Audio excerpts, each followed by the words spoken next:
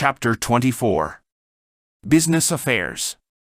My friends gathered here tonight, let us study very seriously this matter of business affairs. Allow me the liberty to tell you that I am not talking about profane business affairs. I want to refer in an emphatic manner to the business matters of karma. Before anything else, it is necessary that people understand what the Sanskrit word karma is. It is not superfluous to affirm that such a word in itself means the law of action and consequence. Obviously, there does not exist a cause without an effect, nor an effect without a cause. Any deed of our life, whether good or bad, has its consequence. Today, I have been reflecting on the misfortune of our world. How happy these intellectual humanoids would be if they had never bad that which is called ego, the I, myself. The cell. It is indubitable that the ego commits countless errors whose results are pain. If these rational humanoids were devoid of ego, they would simply be beautiful, innocent, pure, infinitely happy, natural elementals. Imagine for a moment, dear friend, an earth like this, populated by millions of innocent humanoids, devoid of ego, and governed by divine kings, gods, hierophants, devas, etc., etc. Obviously, a world like this would certainly be paradise, a planet of blessed persons. No one can be obliged to transform himself into a man through force. All those millions of humanoids, although not being men in the most complete sense of the word, could have been infinitely happy if there had not emerged in their interior a second, malignant, and terribly perverse nature. Not all the happy creatures that live in all the worlds of the infinite space reach mastery. However, they find themselves in tune with cosmic order because they do not have ego. When one lives in accordance with upright thinking, upright feeling, and upright action, the consequences tend to be happy. Unfortunately, just thought, just sentiment, just action, etc., are made impossible when a second inhumane nature acts in us and within us and through us, here and now. Confusion should be avoided in what we have been saying. It is obvious that of the many, a few aspire to adepthood, to the inner self-realization of our being. Unquestionably, these souls transform themselves into true kings of the universe and into terribly divine gods. The masses, after the 3,000 cycles of manifestation, return to the universal spirit of life as merely happy elementals. The disagreeable thing is that these millions of humanoid elementals have created within themselves a second infrahuman nature, because the latter in itself has made them not only perverse, but also, and what is worse, unfortunate. If it was not for the myself, no one would be irate, no one would covet the goods of others, no one would be lustful, envious, proud, lazy, gluttonous, etc., etc. I really regret to have to say that there awaits for the Archangel Sakaki and his high committee of sacred individuals who, in archaic times, gave the abominable Kundartagwader organ to humanity, unutterable bitterness, horrible karma, in the future great cosmic day, since there is no doubt that due to their error, this humanity lost its happiness and became monstrous. May the holy gods forgive me for such an affirmation, but deeds are deeds, and before them we have to surrender, no matter what. Fortunately, my dear friends, justice and mercy are the two principal columns of the universal white fraternity. Justice without mercy is tyranny, mercy without justice is tolerance, complacency with the transgression. In this world of misfortune in which we find ourselves, it is necessary to learn to handle our own business affairs, to guide the ship of our existence through the diverse ports of life.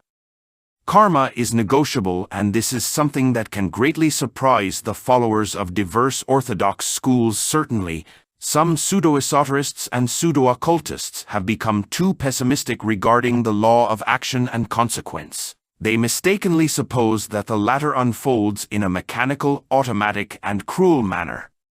Scholars believe that it is not possible to alter such a law. I lament very sincerely to have to dissent with this way of thinking. If the law of action and consequence, if the nemesis of existence were not negotiable, then where would divine mercy be? Frankly, I cannot accept cruelty in the divinity. The real, that which is all perfection, that which has diverse names, such as Tao, Aum, Inri, Sane, Allah, Brahma, God, or better said gods, etc., can, in no way, be something without mercy, something cruel, tyrannical, etc. Because of all of this, I repeat in an emphatic manner that karma is negotiable. When an inferior law is transcended by a superior law, the superior law washes away the inferior law. Do good deeds to pay your debts. The lion of the law is combated with the scales. He who has with what to pay, pays, and does well in his business affairs. He who does not have with what to pay, pays with pain. If on one pan of the cosmic balance we place our good deeds and on the other, our bad deeds, it is evident that the karma will depend on the weight that is on the balance. If the pan with the bad deeds weighs more, the result will be bitterness. However, it is possible to increase the weight of the good deeds on the pan of the needle of the balance, and in this manner we will cancel karma without the need for suffering. All that we need is to do good deeds to increase the weight of the pan of the good deeds.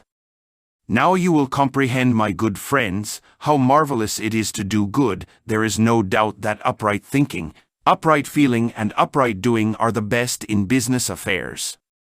We should never protest against our karma. What is important is to know how to negotiate it. Unfortunately, the only thing that occurs to people when they find themselves in great sorrow is to wash their hands like Pilate, saying that they have not done anything bad, that they are not guilty, that they are just souls, etc., etc. I tell those who are in misery to examine their conduct, to judge themselves, to sit even for an instant on the bench of the accused, after a superficial analysis of themselves, to modi their conduct. If those that find themselves without work would become chaste, infinitely charitable, peaceful, 100% helpful, it is obvious that they would radically alter the cause of their misfortune, modifying as a consequence the effect. It is not possible to alter the effect if at first the cause which produced it has not been radically modified, since, as we have already said, there does not exist effect without a cause nor muse without an effect. There is no doubt that misery has its causes in drinking sprees, in nauseating lust, in violence, in adulteries, in squandering and in avarice, etc., etc. It is not possible that someone be found in misery when the Father that is in secret is present. At this point, I would like to illustrate this with a story. On a certain occasion, my real inner being, my immortal monad, took me out of my physical body to give me instructions about a specific disciple. Once these concluded, I did not have any hesitation in addressing the inner Lord with the following words.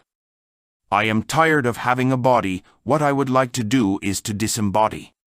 In those instants the Lord of Perfections, my interior God, answered in a solemn voice, Why do you protest? I have given you food, clothing, and shelter, and you still protest? Remember the final days of your past existence? You wandered around on the streets of Mexico, barefoot, with a torn suit, old, sick, and in the most frightful misery. And how did you come to die? In a filthy hut. At that time, I was absent. In those moments the countenance of the Lord shone, in his blue eyes was reflected the infinite heaven, his white robe of glory reached to his feet, everything in him was perfection. Lord, I told him, I have come to kiss your hand and receive your blessing. The adorable one blessed me and I kissed his right hand. After I had returned to the physical body, I entered into meditation. Certainly, my dear brothers, when the son is doing badly, the father becomes absent, and then the former, the son, falls into disgrace. I believe that now you will comprehend better, my dear friends, what misery is, why it arrives, and how it arrives. The Father who is in secret has enough power to give, and also to take away. Happy is the man whom God punishes. Karma is a medicine that is applied to us for our own good. Unfortunately, people, instead of bending down reverently before the living eternal God, protest, blaspheme, they justify themselves, they excuse themselves foolishly, and they wash their hands like Pilate. With such protests, karma is not modified, on the contrary it becomes harsher and more severe. We demand fidelity from the spouse when we ourselves have been adulterers in this life or in previous lives. We ask for love when we have been merciless and cruel. We demand comprehension when we have never known how to comprehend anyone, when we have never learned to see the other person's point of view. We long for immense good fortune when we have always been the origin of many misfortunes. We would have liked to have been born in a very beautiful home with many comforts, when in past lives we did not know how to provide a home and beauty for our children. We protest against persons who insult when we have always insulted everyone who surrounds us. We want our children to obey us when we have never known how to obey our parents. Slander annoys us terribly when we were always slanderers and filled the world with pain. Gossip upsets us. We do not want anyone to gossip about us. However, we were always involved in gossip and backbiting, talking badly about our fellow men, mortifying the lives of others. That is, we always demand what we have not given. In all our former lives we were evil and we deserve the worst, but we suppose that we should be given the best. The sick, instead of worrying so much about themselves, should work for others.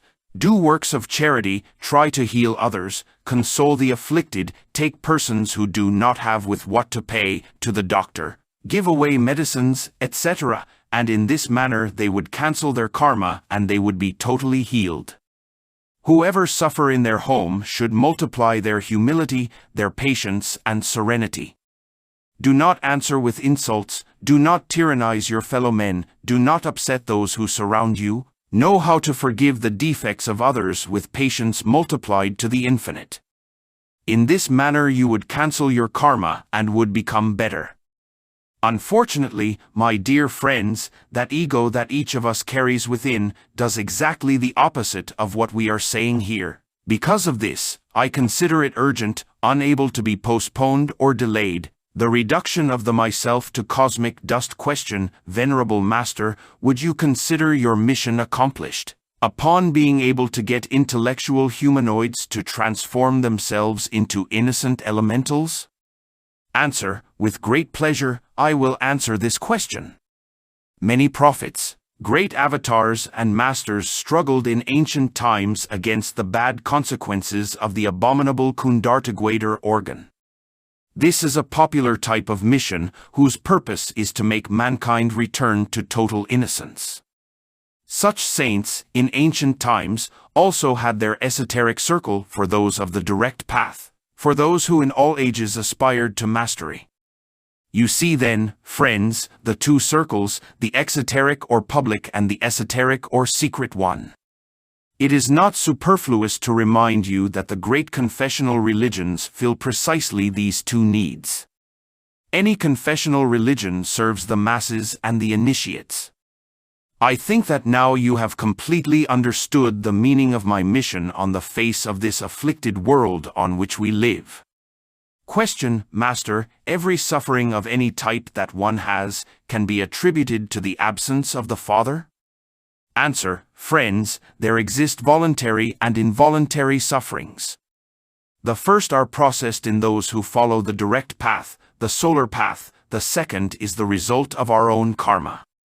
It is obvious that when the son is doing badly, the father is absent and the consequence is pain. Question: regarding nemesis or karma, is it possible that any suffering can be negotiable before the lords of karma? Answer: Dear friends, I want you to comprehend that when this and that karma is totally developed and unfolded, it has to inevitably reach its end.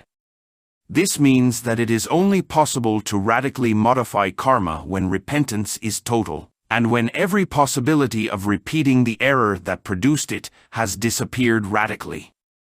Kamaduro reaching its end is always catastrophic. Not all karma is negotiable. It is good to also know that when we have radically eliminated the ego, the possibility of being delinquent remains annihilated and, as a consequence, karma can be forgiven.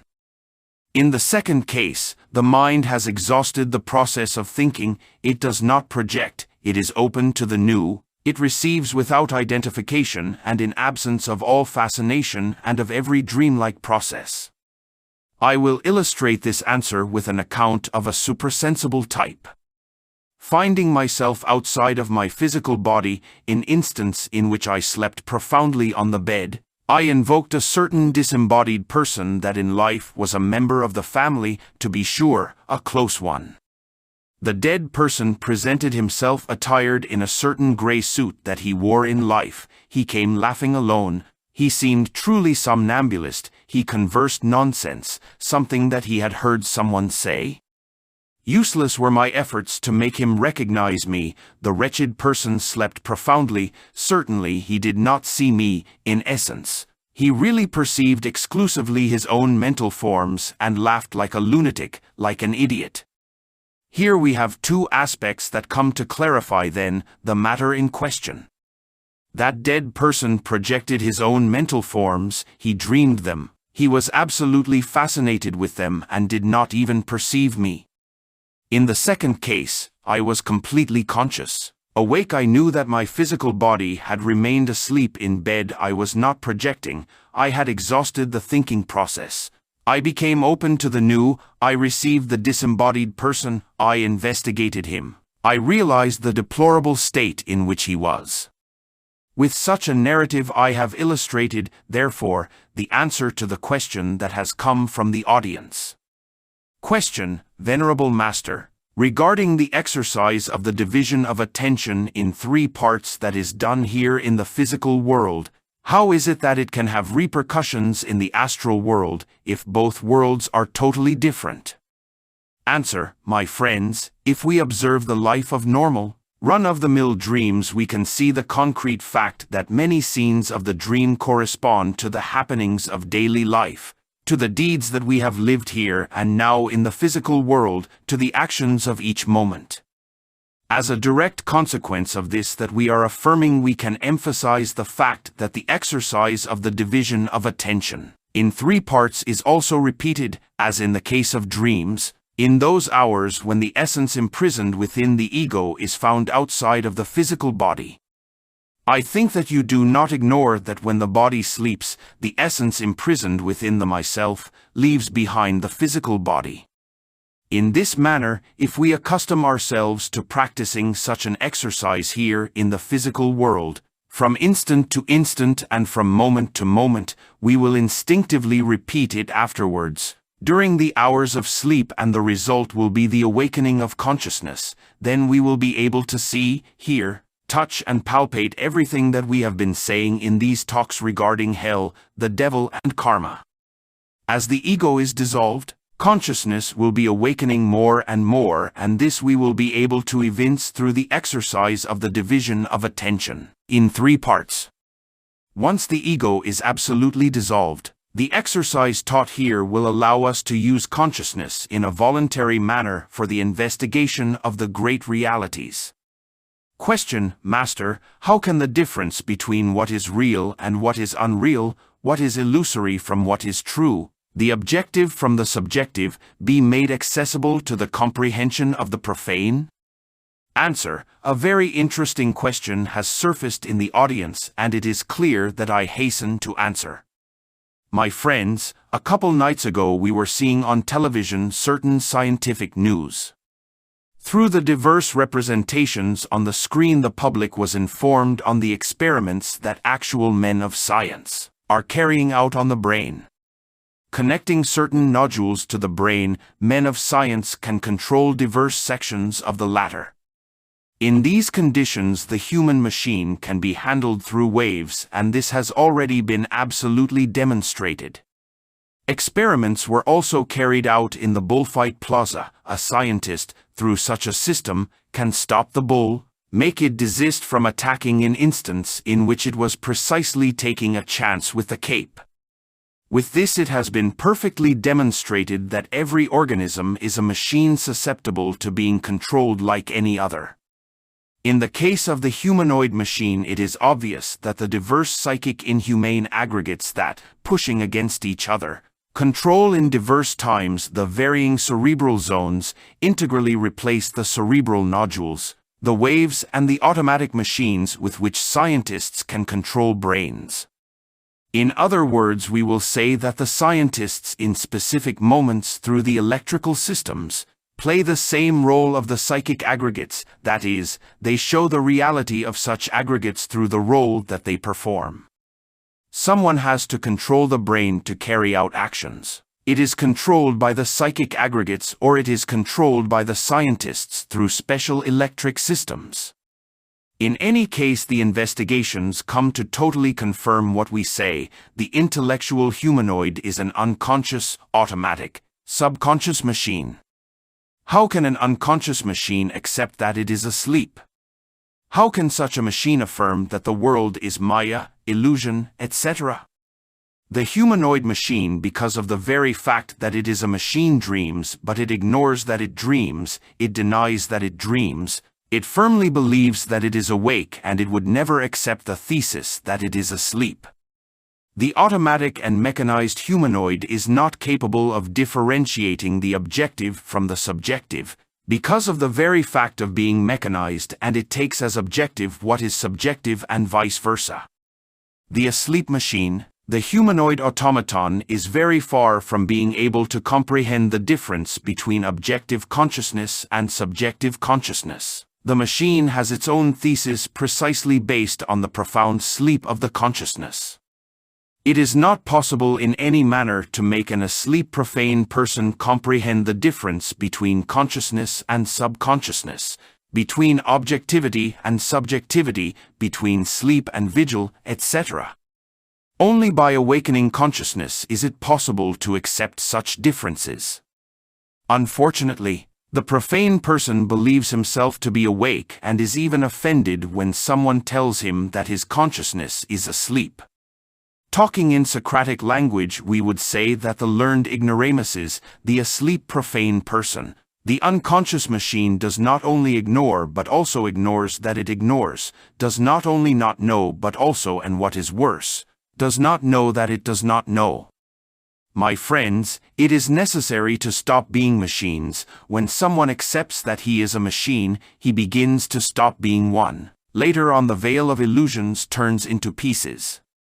We need to transform ourselves into human beings, and this is only possible by destroying, annihilating the psychic aggregates that alternate among themselves incessantly to control the organic machine.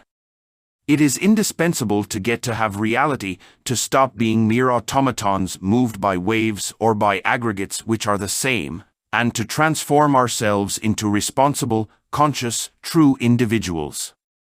Question, Master: what difference exists between the exercise of the division of attention into 3 parts and the dissolution of the ego, to awaken consciousness? Answer: ladies and gentlemen, by means of all these talks we have been especially interested in the dissolution of the ego, in the complete destruction of all those psychic aggregates within which consciousness is found imprisoned, bottled up.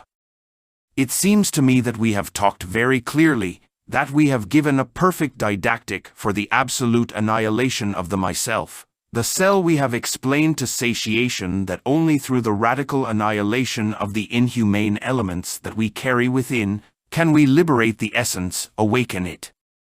In the talk of today, we gave a specific, definite exercise. We have talked of the division of attention into 3 parts, with the purpose of using each time in a more and more perfect manner, the diverse percentages of awake consciousness that we are achieving through the death in oneself. In the first case, there is complete doctrine related with the annihilation of the myself. In the second case, there is a marvelous exercise, a practice that will allow us to use the consciousness that we will be achieving in a perfect, clear, and precise manner. In any case, it is necessary to truly transform ourselves into competent investigators of esotericism and of pure occultism. This is what we want, and with such intentions, we have given through these talks the indispensable doctrine.